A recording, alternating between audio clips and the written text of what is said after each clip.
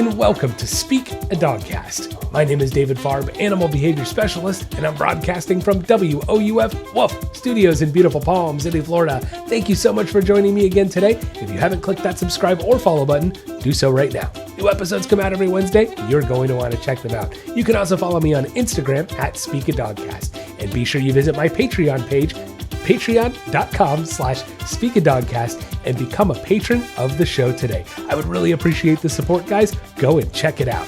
Yes, now today on the podcast, we have dog psychology class. It's time, refresher course. Yes, we've got to go over those basic concepts of psychology. We're going to talk about positive reinforcement, negative reinforcement, punishment, and what it all means and how it comes together for training your dog.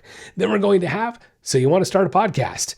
Yeah, I know, not dog related, but I've been getting a few questions about starting a podcast. So I just put up some basic info about that today. So those of you guys interested in starting a podcast, so many different topics that can be on, good info in there for you today. Then comes the first pets, followed by the listener Q&A. If you guys have questions for the listener Q&A, keep them coming. Hey, it can be podcast related, dog related, training related, animal related. Send it on over. Questions at speakadogcast.com or just message me on social media as well. Now, before we get going with today's podcast, got to give you that trivia question. And today's question is going to be, what breed of dog is born with white fur, but then develops black spots? Yes, what breed of dog is born with white fur, but then develops black spots? I will give you the answer to that question somewhere in today's show, so be sure you stick around, sit, stay, and enjoy the podcast.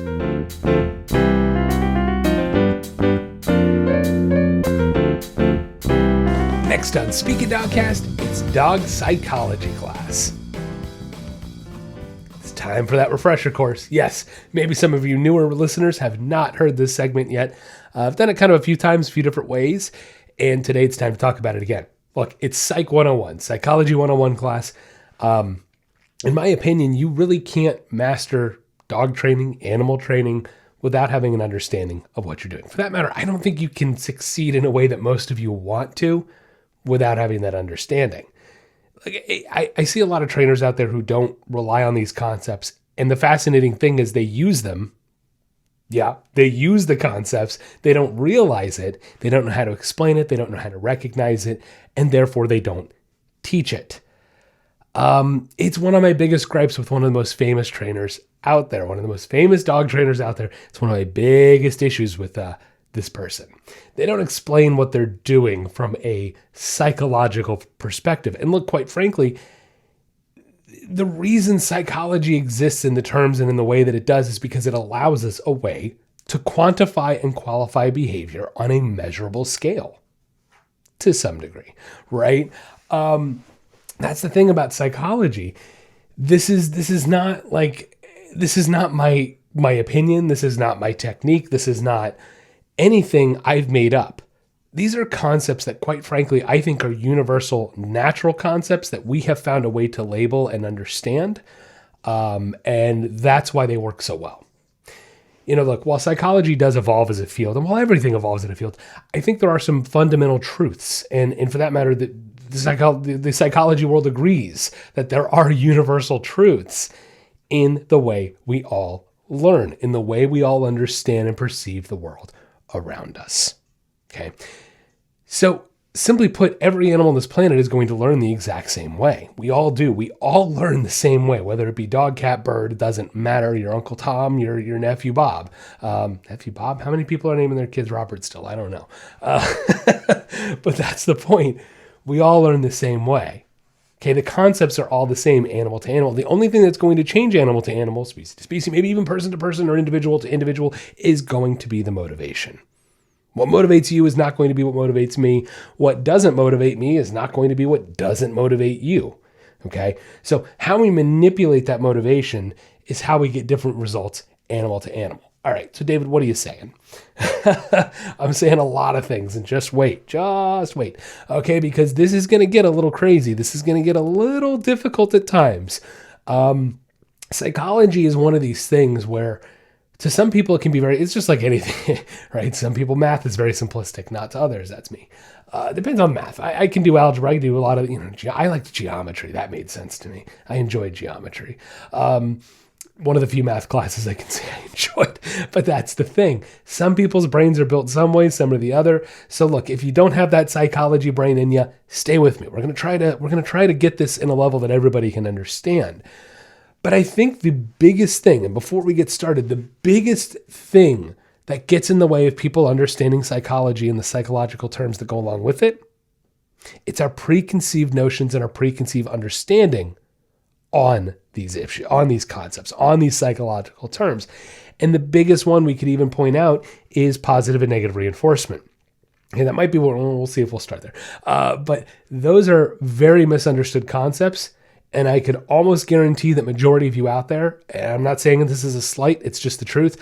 I could almost 100% guarantee that vast majority of you out there do not have the correct terminology for positive and negative reinforcement. And because of that, because of this misunderstanding and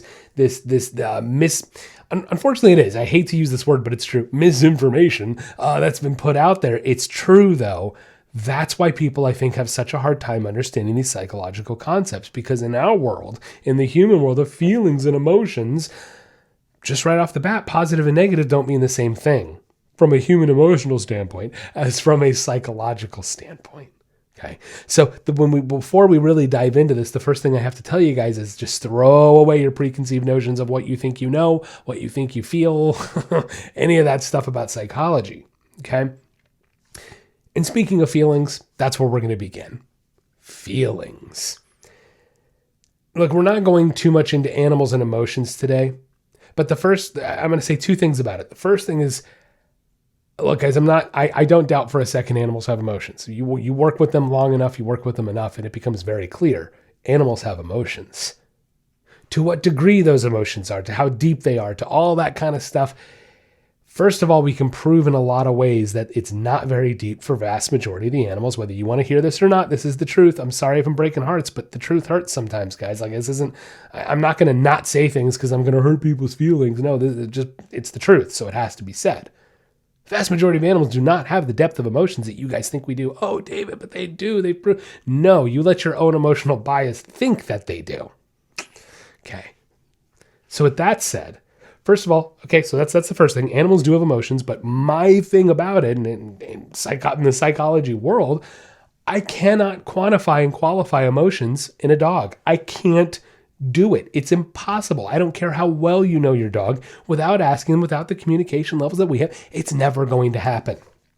You are never going to fully be able to quantify and qualify emotions in animals. Even the highly intelligent ones, guys, I hate to break it to you. Even something like an ape. While I'm not doubting that their emotions are more in depth than a dog, I still can't quantify and qualify it. I just can't. I can't. It's never going to happen. So that's the first thing. Okay? That we just have to dispel it. And the second thing is you cannot let your own emotions get in the way. What do I mean by this? Look, guys, we have psychologists and therapists in our lives, and there's a reason that psychologists and therapists have success with people and working with them in their emotions. The reason being two things, as I always say, it's two reasons psychologists and therapists gain success. Number one, they have the knowledge, they have the understanding and the education of all the information that goes with it. And number two, they are an unbiased, non-emotionally, non-involved party, third party that can look at the situation for what it is and give the professional opinion without any emotional attachment. Did you hear that? So when it comes to training your dogs, even a dog, you cannot let your own emotions get in the way because you become biased and you are no longer looking at it from a psychological training perspective. You are now looking at it from an emotional perspective. David, don't you love dogs? Of course I freaking love dogs. What the hell's wrong with you people to ask a stupid question like that? I love dogs so much that I cannot let my heart get in the way. I love my parents to death because they raised us and didn't let this stupid thing get in the way of doing what was right for us as children and what we needed as children and the structure and the rules and the badges and then things you don't want to do as a parent that you have to. It's the same damn thing with your dog. Okay, it's just a little harder because they're fluffier and cuter than your kids are. Okay, so guys, take the emotions and throw them away. Get rid of them. All right, here we go. Let's dive in. Positive and negative reinforcement. You ready for it? Positive and negative in the science world do not mean good and bad. We just talked about taking the emotions and throwing them away, so that's what I need you to do. Positive and negative, you heard me. Positive and negative reinforcement in the science world and in psychology do not mean good and bad. It's that simple, guys. It's that black and white. Positive and negative are going to mean addition, subtraction, or removal, right? That's what addition and positive and negative mean in the science world. Now, the dry definition of positive, I don't want to jump ahead of myself. All right, so positive and negative, get that in your head. Positive is going to mean the addition of something. Negative is going to mean the removal or subtraction of something, okay? And we're talking about stimulus most of the time when we're talking about the site. So we're adding a stimulus, we're removing a stimulus. Now, what that stimulus is, this is where the second word is very important. We've all heard of positive reinforcement. We've all heard of negative reinforcement, right? Positive and negative reinforcement. We got those two words there. I'm about to blow your mind. You know what other words we have that go along with positive and negative? You ready for it? Positive punishment and negative punishment. Did you guys just hear me? We have positive reinforcement, negative reinforcement. We also have positive punishment and negative punishment. David, you're getting tricky. No, I'm not. Stay with me. So I just said positive. We have to look at both words here, guys. Okay, so stay with me here. Let's talk about the reinforcement side before we go to the punishment side. Reinforcement by definition in the psychology world, reinforcement is going to increase behavior, okay? It's going to increase behavior. Punishment is going to decrease behavior. Now, this is where it starts getting real tricky because everyone's hearing, increase and decrease. Automatically, David, we're at positive and negative again. You're kind of right. You're on the right track if you're thinking that, but let's make this differentiation here. Now, if I have the words positive reinforcement, right? Positive reinforcement. Let's say I have those words right there. Positive, we now know, means addition. So I can already take that first word and go, we're adding something because it's positive. Now let's look at the second word, reinforcement. Okay?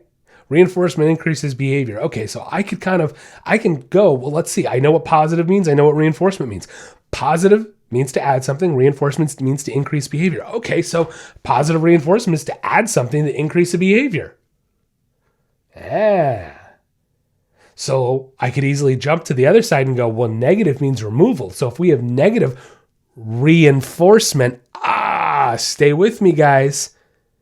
Negative reinforcement, let's look at the two words. Negative means to remove something, to decrease something, to remove something. Reinforcement means to increase a behavior. So I'm removing something to increase a behavior. What? David, you're getting crazy. Yes, I am. Stay with me, guys. I love this stuff. Gosh, I love this stuff. All right. Positive reinforcement is the addition of a stimulus in order to increase a targeted behavior. Therefore, negative reinforcement is the removal of a stimulus also to increase a targeted behavior. Stay with me, guys. The point being, reinforcement is going to increase behavior, whether it's positive or negative reinforcement, either one, by definition, because of what reinforcement means. I'm removing a stimulus, adding a stimulus, removing a stimulus, adding a stimulus, all with the idea to increase behavior, because it's reinforcement, okay? Now, let's talk about the punishment side. Everybody hates punishment. Oh my gosh. Dude. No, let's not hate punishment. Let's understand punishment, right? Punishment is anything an animal works to avoid, guys. Anything an animal works to avoid. The most basic example I always have to give, because all of us can relate to it. I don't want to get a speeding ticket, so I drive the speed limit when I drive down the street, right? So I don't want to get a ticket. I work to avoid getting the ticket. Therefore, that just fit the definition, didn't it? Anything an animal works to avoid. I work to avoid getting a ticket. Therefore, a ticket is a form of punishment for me, and a ticket decreases my behavior of speeding. Remember when I just said punishment decreases behavior? So by creating a form of punishment, by adding a punishment like a ticket, anybody getting there? Anybody getting there?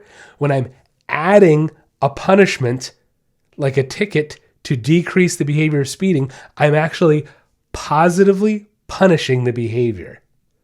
We're getting so tricky, David. We're getting so tricky. Yes, I'm adding a stimulus to decrease my behavior of speeding. Does that make sense, guys? Are you staying with me here, right?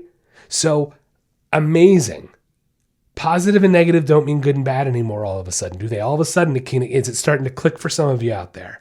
I know this is tricky. You may have to go back and listen to this 4 more times. Believe me, guys, it took me a couple months to get all this straight because it's not, while it's simple, it's not.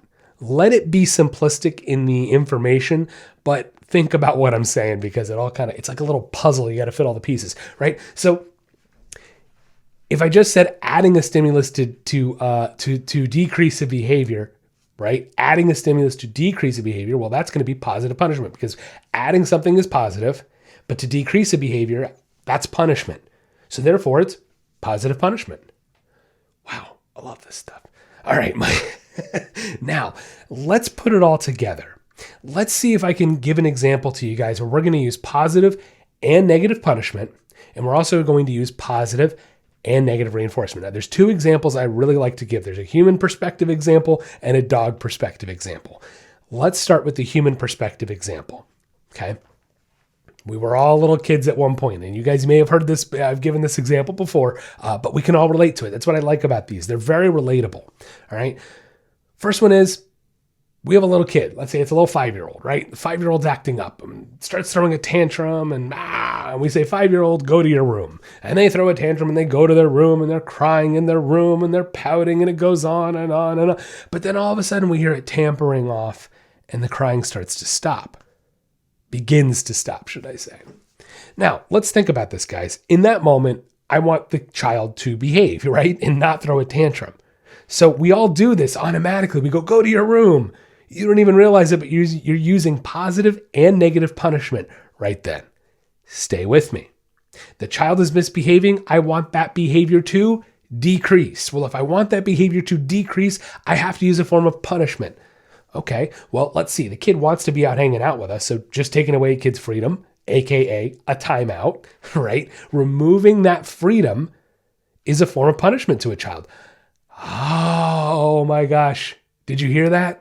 Removing that freedom is a form of punishment to the kid. So what is that? It's negative punishment, isn't it? I love it. How awesome is that? It's coming together. Now, stay with me. You ready for it? Oh, you ready for it? So I'm taking away their freedom, but I'm also putting them in their room, creating a boundary, right? Creating a boundary. So I'm removing their freedom and I'm also adding a boundary. David, you're blowing my mind. We are positively and negatively punishing at the exact same time. Guys, this is where this stuff can be tricky because we can have stimulus happening simultaneously. Stimuli, there you go, happening simultaneously, and they're both punishers. They're both forms of punishment. So I take away their freedom, negative punishment. I add a boundary such as telling them to go to their room, positive punishment. 2 forms of punishment to get that behavior to decrease. Now, a few minutes go by, kids stop screaming, they stop throwing a tantrum in their room, and they calm down. Well, that's the behavior I want. So I want to reward that behavior. I don't want to keep punishing. Why in the world would I want to keep punishing them if they're doing the right thing? I don't want to decrease desired behavior. I want to increase desired behavior. So now I got to get rid of all the punishments. Let's get rid of them. Let's open that door. Let them out. Give them freedom. Take away. I'm removing all the punishments. Stay with me here. The child is now doing the desired behaviors. I don't want to keep punishing that. I want to stop punishing that. So I remove the punishments to increase that desired behavior. Aha! Remove the punishment, negative, to reinforce that calm behavior. Reinforcement. To increase that calm behavior. Reinforcement. See what I did there? Remove the punishment, negative. Okay? I'm removing the punishment to increase that desired behavior. Reinforcement. Negative reinforcement. Boom, there it is. This is what I love about this stuff, guys. It's a very simplistic puzzle when you start just plugging and chugging, going, well, what's happening right now? What is going on? Well, I added a punishment. Oh, boom, positive punishment. Cool. Well, now they're doing what I want. Oh, God, I got to take that punishment away. Well, let's see. I got to remove negative, and I'm trying to reinforce that behavior. Oh, negative reinforcement. Done. How awesome is that? This is what I love about my job. But it's funny. It's fascinating to me. My wife loves being a CPA because everything makes sense, right? Everything has a box to check. Everything comes to terms. Everything equals out. All the numbers are plug and chugging. It all is like a big puzzle that she can make sense. And the funny thing is I laugh about it because that's exactly what psychology is, just in a completely different way. And that's what I love about it. There's that resolution in the end, Always. You can always find, what do I need to be using? Reinforcement, punishment. But what do they give me? What I like? Yes. Okay. I need to reinforce that behavior. Well, let's see. I'm going to add this to, so that's positive. Okay. All right. We got really tricky today. But guys, that's the basics of what it comes down to. The intricate basics, the advanced basics, but basics nonetheless. Okay. So to review, positive and negative, they don't mean good and bad in the science world. They're going to mean addition and subtraction.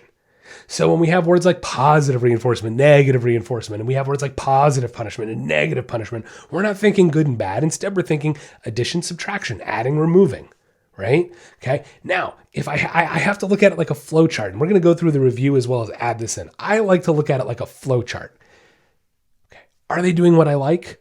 The animal? Are they giving me a desired behavior? Yes. Cool. Reinforce that behavior, whether that be through positive or negative. Most likely in that instance, it'll be positive reinforcement. Okay. Add a stimulus to increase that behavior. Cool. Is the animal still doing what I like? Yes. Cool. Positive. You see what I'm saying here? Okay. How about, is the animal doing what I like? Is my dog doing what? No, they're not. Ooh. Well, I need that behavior to decrease. That's punishment. Okay. Let's see. They're jumping all over me. My goodness. Well, how do I get them to stop jumping? I may need to give them a little correction, maybe a little touch correction. Positive punishment. Let's see. I'm adding a stimulus to decrease that behavior. Positive punishment. There it is. Did my punishment work? Yes. Remove the punishment to negatively reinforce the behavior. Are they continuing to do the desired behavior? Yes. Positively reinforce the behavior. Right? Don't overcomplicate it. Yet it's complicated, but don't overcomplicate it. Keep it simple. Look at it like a flow chart. If you understand these concepts and you memorize these definitions, guys, you'll have no problems. None. Zip. Zilch. Zero. And again, this is a good opportunity to plug the Patreon page again. Make sure you go check out my Patreon page, patreon.com/speakofdogcast. That's patreon.com/speakofdogcast. Because guys, we have awesome content going up there. We're going to be having a monthly group Zoom call where we're going to be talking about all these kind of things. You guys can actually interact and talk with me, and we can really get in depth on truly understanding this stuff. It's a really great way to take your training further with your dog. So again, guys, check it out. Patreon.com/speakofdogcast. Get some great content and help support the podcast. Gotta give that plug. All right. So getting back to it, the one thing, I kind of want to, more than anything, I really want you to take away from this is the positive and negative reinforcement, guys. More than anything, we need to have that understanding that positive and negative, we're talking about science. We're not talking about feelings. We're not talking about emotions. We're talking about science, class. What does positive and negative mean in math? Does it mean, oh, I'm hurting, I'm happy? No, it doesn't. It means adding and subtracting. Keep it that way with psychology because that's what it is. All right. Look, these concepts, while they may be difficult, like I said, if you keep it simple and you start looking at it from a very basic perspective, you will start seeing your dog's behavior in a different light. That's when, when I'm a couple sessions in with somebody and we start getting to that point, I love it. They start seeing it, by session 1 and session 2, it's like, well, hey, David, what do I do for this? David, what do I correct? By session 3 and 4, the people who've been doing their homework, it's not, hey, well, I need to reinforce that, right? I need to be positively reinforced. I need to be positively punishing that? Oh, that's negative. Oh, I didn't negatively reinforce that fast enough. When I start hearing the, hey, what should I do here versus, oh, that was positive, or hey, should I do positive reinforcement? See the difference? You know what I mean? When I start seeing that, you start seeing the training evolve and really take off. Okay. So I cannot stress it enough. You will not have the success you're looking for with your dog without understanding these basic concepts. You need to understand positive reinforcement, negative reinforcement, positive punishment, negative punishment to get where you want to be. All right. I know it's not easy. Make some flashcards. That's what I did. All right. So get out there, understand these concepts, train your dog, and of course, get out there and walk your dog.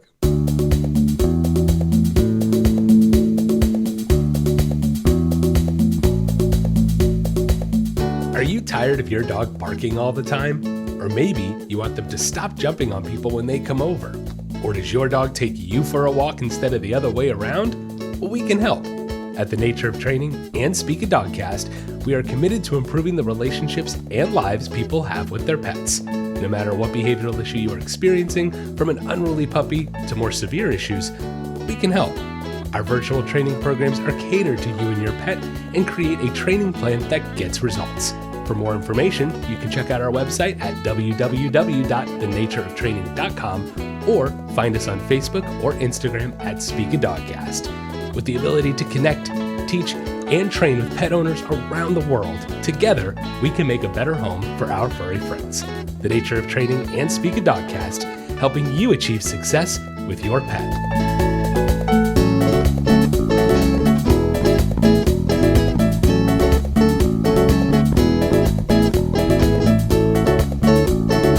Next on Speak a Dogcast, so you want to start a podcast.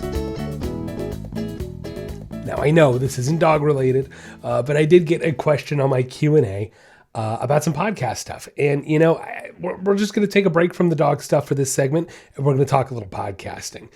Here's the cool thing. It is not that hard to start a podcast. It's actually pretty simple. There are some things you got to think about, and there's definitely a little bit of money that goes into it. I'm not going to lie. It definitely takes a little bit of money, not a lot, a little, okay, to get it started. And there are certain things you have to consider. So I wanted to just kind of run through it really quick because as you guys know, you're listening to a podcast, you know how many different topics and genres and all kinds of stuff there is out there. There is a podcast for everything. And what's really neat to me is it can just be for fun. That's how this started. And it really just started for fun. And then it evolved and I wanted to get the information out there. And it's one of those things where you might be surprised how many people want to hear the topic you have to talk about, the information. And so, I think just go do it. Why not? Why not start a podcast? It could evolve into something even cooler.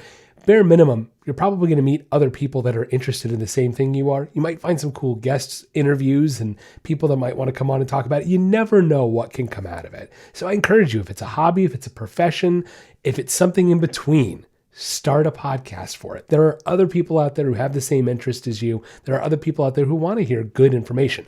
Now, that's the first thing with starting a podcast. And you're going to read it everywhere if you start Googling. You have to have good content, guys. You just have to. Nobody wants to hear you talk about flowers if you don't know anything about flowers. And for that matter, it's also got to be a little entertaining, right? It's got to pique your interest, obviously. Nobody wants to listen to something they don't want to listen to. We did that in school. Why do I want to keep doing that now? You want to learn it. Want to yeah, you get what I'm saying. So the content has to be good, guys. Your content has to be something somebody wants to listen to. It's that simple. So if it requires you maybe writing a script the first time or rehearsing it, do whatever you got to do because it's important that what you put out there is a good product. That's just it. Your voice is going to be a product. So the content is the meat and potatoes of it. Now, with that said, I'm a big advocate for good sounding, good quality content. I hope you guys have enjoyed the way I do my podcast. Look, I've gotten a lot of compliments on it. I really have, and I'm very proud of it. It's something I have tried to do well from the start. And look, when I started my podcast, I had some equipment from college, from my college days. I was in a band in college and I happened to have a little bit of equipment. I had a microphone. That was a cheapy little condenser microphone is what they're called. It's an omnidirectional, kind of picks up the sound in the whole room. Not the most ideal microphone for a podcast necessarily, depends, but it worked. Even if you listen to my first episode, well, the quality of the microphone is not like this guy right here. It's really good. So I'm all about putting out a quality product, not just with the content, but with the sound as well. So there's a lot of different things you have to consider. Okay. So very basically put, guys, you have to take your voice and you have to be able to get it on a platform that uploads it to the internet, right? That's the most simplistic way to think of it. So to start a podcast, you have to have a microphone, right? Then this microphone has to have a way to connect to either a computer or a recording device, one or the other. Look, if you own a Macintosh, if you own an Apple, Macintosh, am I dating myself? If you own a Mac, I think I just did. If you own a Macintosh, if you own a Mac, an Apple product, even the iPads, even the iPhones today, guys, they come with GarageBand, or you can download GarageBand for a very cheap fee. And GarageBand is one of the most powerful tools out there for a podcaster. No, it's not Logic Pro, and it's not, guys, for the average podcaster, you won't need anything beyond GarageBand. And for most of you, it's going to be a free application. So I highly recommend you look into GarageBand for your Apple products. That's how you get started with it. So you're going to need a microphone and a way to connect to GarageBand. This is the beautiful thing. They make USB microphones now. Connects directly from the microphone into your USB port into GarageBand. You click record, boom, you got a podcast. It's that simple now. Now, me personally, I'm not the biggest advocate of the USB microphones. I'm just saying I'm not. I don't think their quality quite reaches what an XLR, an XLR cable, and that's a standard microphone cable, what a true microphone cable is going to be able to reproduce sound-wise. So with that said, you're going to need something called an interface. Your microphone is going to go from the microphone to a cable to this little interface, a little box that then takes the sound and puts it to your computer via USB. The reason for this, guys, is there's a lot of processes that go in between that microphone and the computer, what we call preamplification. I'm not getting into all this stuff, but you got to have a high quality preamplifier, a high quality microphone. The originating part of your sound has to be quality before it even hits your computer. Okay. So I know this is a lot. Like people are going, David, no, seriously. I actually, this is not the first question I've gotten about starting a podcast. So I wanted to just do this because look, guys, I'm an animal guy, you know. While yes, I had experience with bands in college, and I was lucky I had some experience with GarageBand, messing around with it with my college band and stuff. It definitely gave me a leg up. But the reality is, I've been training dogs for 10 plus years. I've been training animals for 10 plus years. I'm not a sound engineer, and this podcast is 100% me.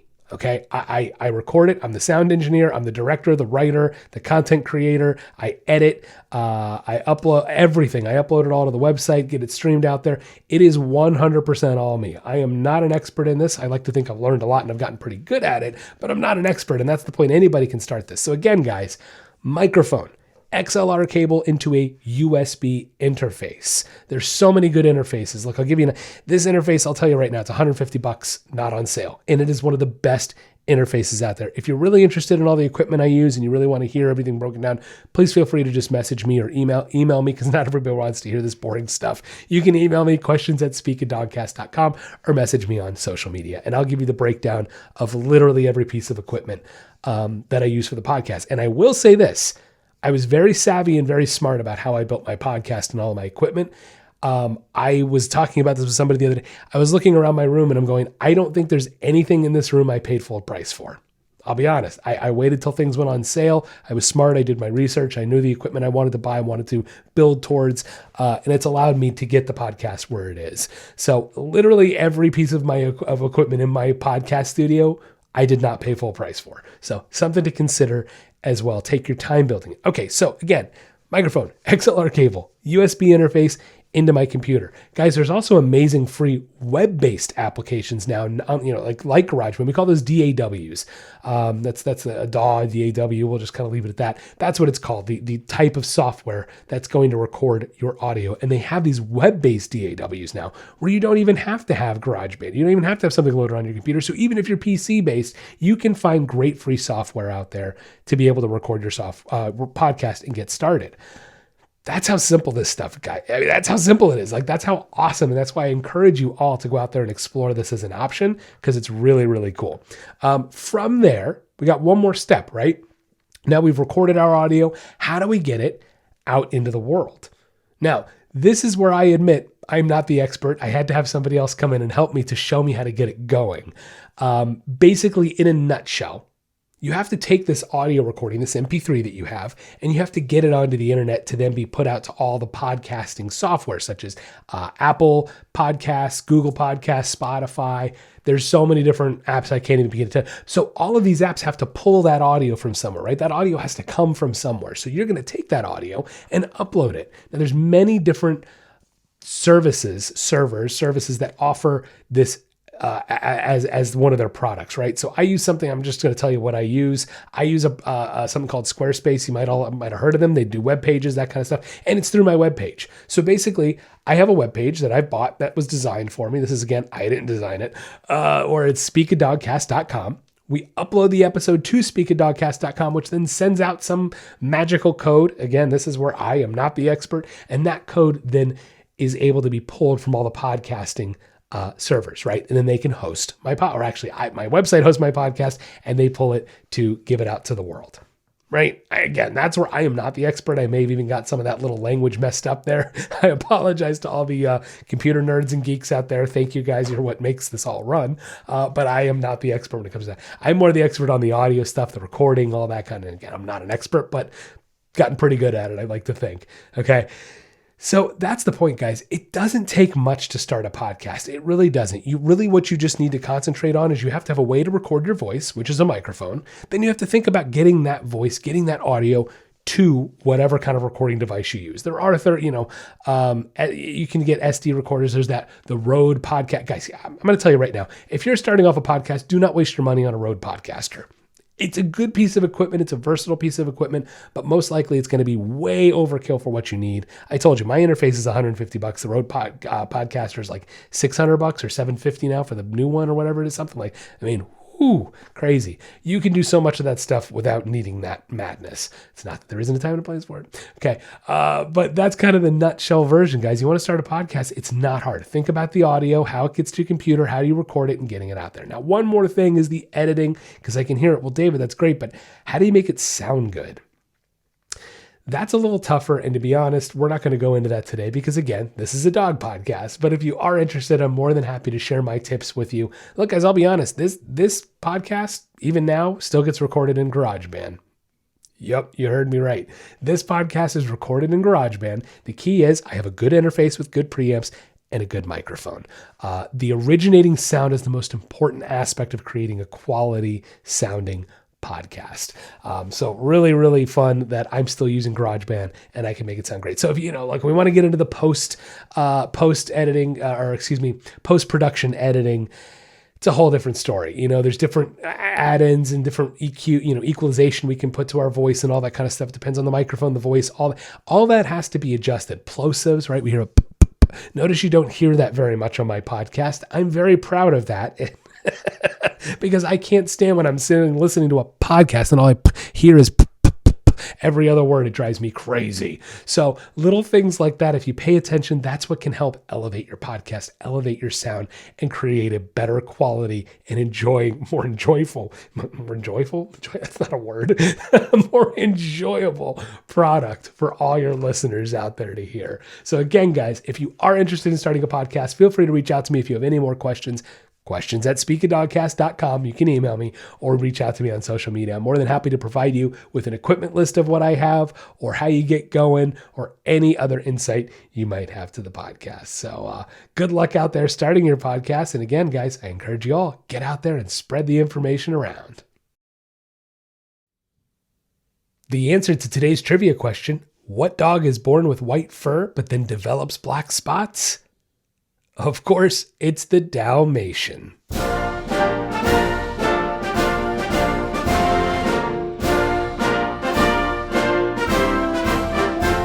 Next on Speak a Dogcast, it's the First Pets.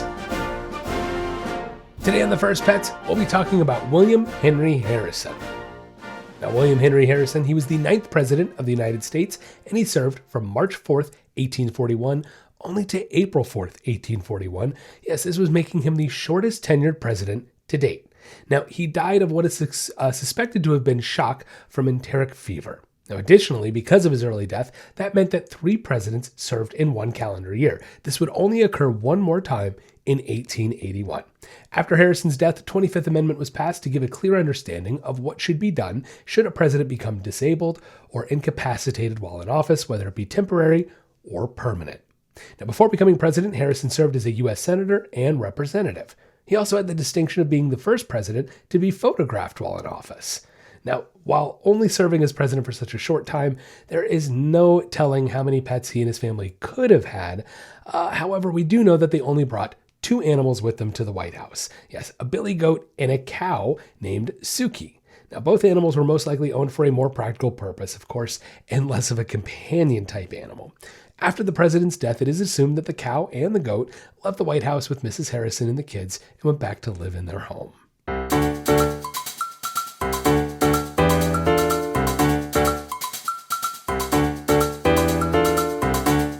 Next on Speak a Dogcast, it's the listener Q&A. The first question today comes from Jennifer from Sarasota, Florida. Jennifer says, "My dog really likes to play dress up." Okay. Not like putting cute little clothes on. As he goes into my closet, he will rub himself in my hanging clothes. He'll sometimes do it with my husband's clothes, but mostly it's my dresses he likes. He doesn't bite them, chew them, or anything like that. He'll just go in and slowly walk back and forth in and out of them. Now, sometimes he'll just go in and put himself into the dresses and stand there. What is this behavior about? Jennifer, great question. Look, I have a dog who does a similar thing. Pretty much the same thing. It's a quirky thing. Look, this is where I don't pretend to know every answer. 100% honesty, guys. I don't know every answer. As a matter of fact, if I said I did, you should stop listening to me, because nobody knows everything and nobody has every answer on why a dog does every little thing they do. I can give you an answer for maybe most things, but this is one of those things where I can probably associate, and again, this is where we can try to dissect the behavioral pattern and look at it and go, okay, scent. Look, interestingly enough, when I work with dogs, I will say that the dogs, male or female, doesn't even matter, tend to be more interested in the sense that the wife or the woman of the household gives off more than the man. Just speaking the truth, guys. This is what I've noticed in a pattern, and its consistency. Okay, they tend to go after more of the wife's clothes, whether it be destroying them or just laying them or smelling them. It tends to be the wife. Now, I don't claim to be an expert on why this is. It could have to do something with the estrogen versus testosterone smell. Could have to do with hierarchy, and I don't know how much I can dissect this, because how much of a pattern really is there? How much are they really telling me? Not much. I could also go with the idea that it's scent. They like rubbing their scent on your scent and vice versa. We've proven that with dogs. They absolutely love putting their scent on you and vice versa. It's a way to bond. It's a pack thing.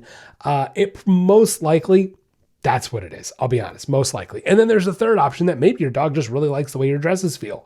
Could be a fun material. My Chihuahua loves very, very soft blankets over any other blanket. If I've got 5 blankets laying out on my couch and she's up, she's going to choose the softest, most velvety feeling blanket out of all of them. Of course, they can like one texture over another texture. Of course, dogs have that tactical feel and can do, but every dog's going to be different, and how much they like this versus that, I can't exactly dissect. So there's 3 options for you, right, Jennifer? There's 3 options. And without asking your dog, I can't specifically tell you what I can. Again, I can dissect certain things like, well, he's not destroying them.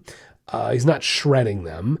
It's not necessarily with my dog, it's very random. And other dogs, I've heard of these kind of behaviors. They're random. There's not a, well, they only do it when I leave, or I mean, sometimes there is, but a lot of times it's just, I think it's a scent thing. I'll be very honest. I think it has to do with scent and the fact that they want to put their scent on you and they like your scent on them. Why they may choose your closet over your husband's? Could it be tactical? Could it be testosterone versus estrogen? I can't really tell you that. We could probably do a lot of in-depth. If I got 20 dogs, let's say I got 20 dogs together that all had these kind of similar habits, and we did different testing with it, and we tried clothes that didn't smell like their owner versus their owner, which ones they chose, then I could give you a better idea. But I'll be honest, I've never had that sample pool to be able to come to those conclusions. So I haven't set up that research paper myself, and I can't give you the conclusions beyond what I gave you. But yes, Jennifer, what an interesting question, right? Because it's fascinating. Why do our dogs do these things? Sometimes we may never know. Next question. This comes from Gemma from Jacksonville, Florida. Gemma says, I was thinking about going into a career with animals. I'm a senior in high school, but I do not know specifically what I want to do with them. I'm leaning toward training and behavior, but I really love helping animals from a medicinal standpoint as well. Any advice? Gemma, I love that you want to work with animals. That's fantastic. And thank you so much for caring and loving them the way that so many of us professionals do. So thank you. Look, if you don't know what you want to do as far as like if you want to be a vet or a zoologist or behavior or psychology side, it's tough. Look, I'll say this. From a psychology standpoint, there really are not a ton of undergraduate programs that really emphasize the behavioral and training side. A lot of zoology programs have great behavioral and training programs built into them, but of course the emphasis is going to be more on the zoology, the biology, those kind of things. That's where the focus is going to be in those programs. You know what, Gemma, you're in Jacksonville. I will say this. I haven't been up there in a very long time, but in Gainesville, Florida, not very far from you, should go check it out. There is a teaching zoo there, a teaching zoo at the Santa Fe College. You really should go see it. It's really neat. I wish it's amazing how life kind of works out sometimes. When I was in my late teens, early 20s, I was in Gainesville, but I hadn't figured out that I wanted to work with animals. And to be honest, I wish, man, if I had been 1 or 2 years ahead in my thinking and realizing what I wanted to do, I would have gone to that Santa Fe Teaching Zoo in a heartbeat. Would have. Behavior, they do training stuff. They do some behavior. Of course, it's a zoology program. That's going to be the focus. But I would highly recommend checking it out. They have a little mini zoo on property. They do a lot of great work, and it's definitely a program worth researching. So Gemma, go check out the Santa Fe College Teaching Zoo in Gainesville, Florida. Not very far from you. You can go give them a call, an email, and I'm sure they'd be more than happy to give you a tour. But yeah, look, when it comes to the behavioral psychology side, at least back in my day, most people that I met and knew in the animal industry early in my years, they were psychology majors, human psychology. They were psychology majors. Another thing I'll say, Jennifer, and I don't know if they still have this program. I would assume they do because they did not that long ago, quite a few years ago, a couple of years ago, they still have this program. FIU, Florida International University. Check them out as well, Gemma. They had a psychology program with a minor in animal psychology. So it had an animal psychology program attached to it. Wasn't the emphasis, but I know somebody who did the program and enjoyed it. So definitely another thing you'd want to check out. But, if you're going to that behavioral side, another thing I will say is go volunteer. Go find a zoo. Go find an animal shelter. Go find any way to get hands-on experience working with some basic training, even if it's just dogs. Wonderful way to start, get your foot in the door. And to me, when it comes to animal training, it's all about experience. It's all about the experience you have with a one-on-one working relationship with an animal. That's where you get the knowledge. That's where you truly get the understanding. Don't get me wrong. Segment today, go back and listen to it. Psych 101 is what it's all about. It's all about that informational, the educational side too. Don't get me wrong. Don't want to discount that. But really, once you have that foundation, once you have that book education, you've got to get the tactical, the hands-on side of it. And you can get a leap ahead by going and volunteering at a local zoo, local animal shelter, local dog rescue, all these different places that, one, could use your help, and two, can give you a lot of knowledge and hands-on. I truly believe you're going to learn more by failing with an animal the first few times and not getting that success you're looking for than you will by reading something. It's not, in a book. It's not to say you shouldn't have that. Don't get me wrong. But you got to have both. And you really learn more by failing and succeeding with an animal and building that relationship and trust with them. So I hope that helps you out, Gemma. Good luck out there on your animal journey. And I hope you help out a lot of animals, whether it be in the medical field or the psychology field.